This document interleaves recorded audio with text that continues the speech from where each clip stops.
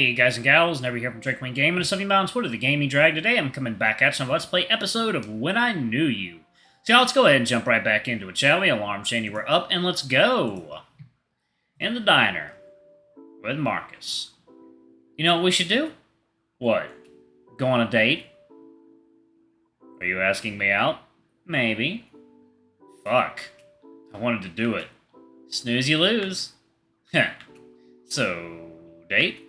Yeah, just you and me, with the purpose of seeing if we're compatible. That's what a date is, Cal. And that's what I said. True, sounds good to me. Tomorrow? We have school tomorrow. After school, Cal. Oh, yeah, alright then. Then it's settled. He slowly slides his hand on my thigh, smiling at me, and I grip onto his arms a little tighter as my heart skips a beat. Yeah, it is. Are you sure you don't want to ride home? It's freezing.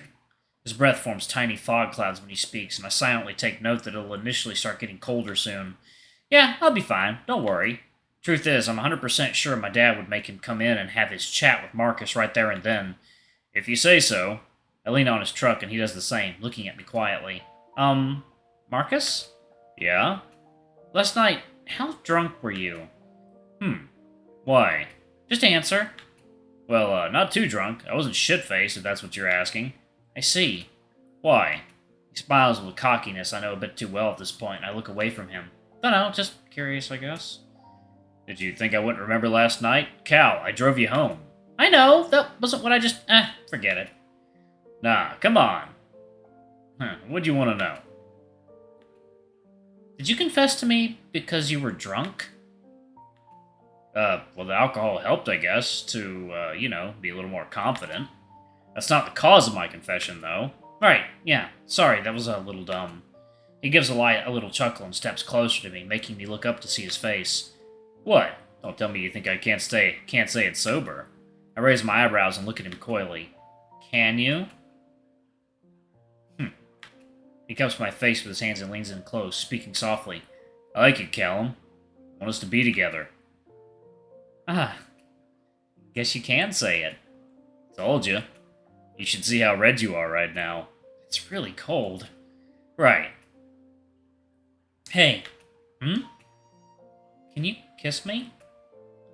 Heh. We're doing this really out of order, huh? You don't wanna? Oh, I wanna. I'm just surprised at how bold you're being. Well, we've waited long enough, haven't we? That we have. Through chuckles and cold, rosy cheeks, Marcus kisses me softly, his body pinning me to the side of his truck. A kiss that holds bottled-up feelings and sober emotions, but most of all, a kiss that holds a promise of the start of something better.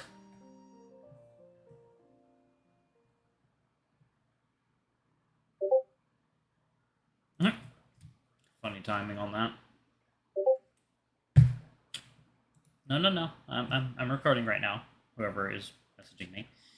Green eyes, easy smile, big body, familiar scent. I'm covered tightly in my blankets, the chill from outside strong enough to seep through my window pane and into my room. Marcus.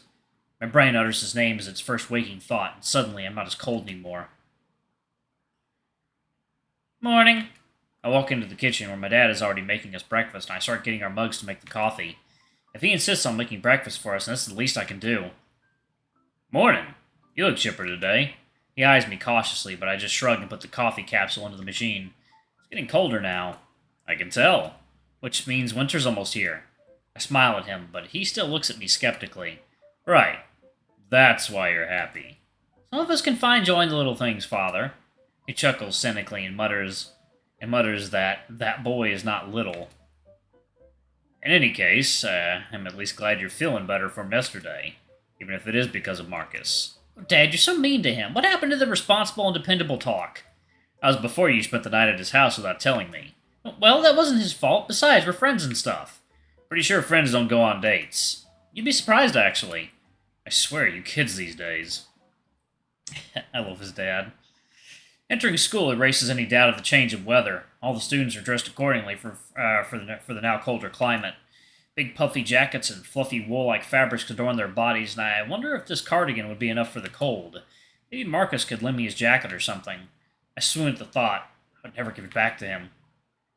You look... You look stupid. Ah! Troy's voice suddenly rings out right next to me, and he starts playfully tugging on my ears. Says the one who's dressed like a New Yorker. That's not even an insult. New Yorkers are badass. Anyway, I didn't mean your fit. He tugs on my cheeks now, squishing them like dough. You look goofy. Are you calling me ugly? Your expression, Callum. He flicks my forehead and sighs dramatically. I take it you two finally kissed? What? No. Why? Did he say something about that? Yeah, actually. Told me you two made out. Huh? He did? Why? Troy isn't even that close with him. Why would... I'm kidding. Obviously, I just wanted to see your reaction. Oh. So it's true then? No. I'll tell the whole school. Okay, jeez!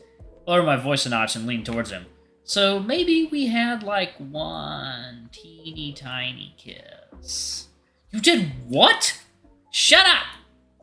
I punch his arm hard. He breaks into a laughing fit. You're so stupid! What do you do this time? 1 second, y'all. Water time. Alright, guys and gals, and we are back. Let's go ahead and jump back in, shall we? Okay. Marcus walks up from behind me and puts a hand on my shoulder, standing to my left. He's also dressed differently, ditching his varsity jacket for a cool maroon-colored one. Just being stupid, like always. Oh, Callum, sweetheart, how could you say such things? Troy gently takes my hand and kisses it, and then holds it to his chest. All I did was ask you out on another one of our dates. I swipe my hand away, glaring at him coldly. Moron. He has plans already. Oh, don't tell me. Could it be you finally grew a pair? I'll make you lose yours. Like you're gonna use them anyway. Free castration, Troy. No, thank you. I choose my own destiny. Ooh, speaking of, what'd you do with Sophia on Halloween? Huh. Sophie. And we just hung out. Right. Sure you did. You know, I don't think either of you are in any position to talk. What do you mean? Troy points smugly at me and Marcus looks my way, making me blush. Ask your boyfriend. No, we're not... Cal? Did you... No! God, I wouldn't! Troy, you could go to hell. Hear that? Sounds like a victory bell to me. He laughs comically and struts away, not looking back at us once. Smug bastard. Suddenly I feel Marcus's muzzle press against my ear, whispering so low and husky that I blush from head to toe. You didn't really tell him, did you? I turn to him, his face inches from mine, and I frantically shake my head. Of course not, he's stupid. And so are you. You're both idiots. What'd I do? You just... are. Come on, we'll be late. I walk in front of him on our way to class, quickly blinking away tears of embarrassment. Oh god, I want to whisper in my ear I want him to whisper in my ear some more. School couldn't end fast enough. The whole day we spent avoiding questioning from Marcus's friends and talking to everyone but Marcus himself. Although the tension between us is less cautious and scary, it's still very much awkward when it's just me and him. Maybe we're just too self-conscious, but luckily that'll be tackled head-on right now. Marcus walks over to my desk as the final bell stops ringing and nods at me. Hey. Hi. Got any plans this afternoon? Maybe. Why? Well, I was thinking you and I could hang out. As buddies? Not quite. Are you asking me out? I feign an incredulous look, and he acts dramatically bashful, rubbing the back of his neck. I am. Would you? I guess I'm free for you. Let's get going. And they had sex. I don't know. He refuses to tell me where we're going, but that's fine with me. I don't mind going along for the ride. We're driving out of town. The sunny sky is stark contrast to the chilly air blowing hard in the truck. Old rock music plays softly from the radio, and Marcus has a faint smile on his face as he drives along an unfamiliar road. He turns to me, and his smile grows a bit wider. Aren't you happy? I blush and look away, realizing I've got a grin on my face too. Well, you're one to talk. At least I'm subtle about it. Funny, I hear subtlety is not your forte. Maybe not. Good thing you're so dense. Our first and last date. Is this your dad's CD? No. Why? You listen to this? Yeah. Are you 40? Maybe in spirit. Bleh, I'm not into old guys. What do you listen to then? Indie? He makes a face that says something like, "Oh, you poor stupid thing." What? Are you perhaps a 14-year-old girl? What's wrong with indie? It's all nepotism babies who think they have talent because they can play guitar or something. Can you play guitar? I can sort of play the drums. Did you just mess with the drum kit in the music room and say you can play? For your information, Baxter, and I almost started a band sophomore year. Seriously? Yep, only problem was we didn't have a singer. Doesn't Karina sing? She thought it was stupid. Don't you sing? Kinda. Dad says I should join the school choir, but nah. Maybe we can still make that band after all. Yeah, this is giving me some major vibes from the previous game.